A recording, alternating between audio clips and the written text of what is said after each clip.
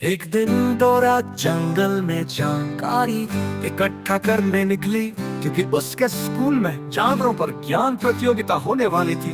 रास्ते में उसकी मुलाकात चाचू बंदर से हुई, जो एक पेड़ से उल्टा लटका हुआ मजे से केला खा रहा था। डोरा ने मुस्कुराते हुए कहा, अरे वाह चाचू, तुम कितने मजेदार हो, क्या तुम मेरे दोस्त बनोगे? चाचू ने अपनी पूंछ हिलाकर हाँ कहा। हाँ, चाचू अपनी पूंछ से ही बात करता था। फिर डोरा और चाचू मिलकर पूरे जंगल की सैर पर निकल पड़े।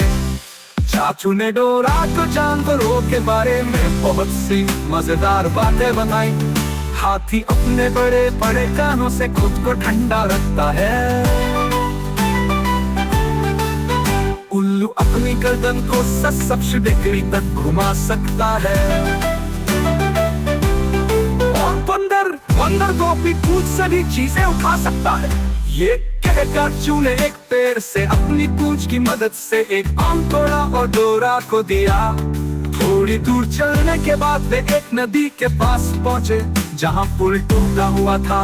डोरा चिंता में पड़ गई, लेकिन चाचू ने तुरंत पेड़ों से लटककर अपनी पूंछ से लताओं को जोड़ा और एक झूला जैसा पुल बना दिया। डोरा आराम से पार पहुंच गई। डोरा हंसते हुए बोली, तुम तो सच में पूंछ वाले हीरो हो चाचू। स्कूल में डोरा ने अपने अनुभव सभी बच्चों को सुनाए। सभी हैरान रह गए कि बंदर की पूंछ सिर्फ हिलाने के लिए नहीं, बल्कि काम करने के लिए भी होती है।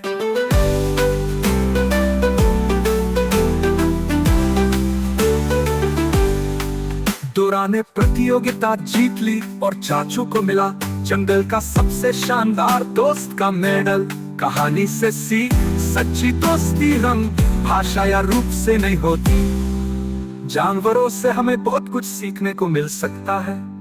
मुश्किलें रचनात्मक सोच और साथ मिलकर हल की जा सकती है।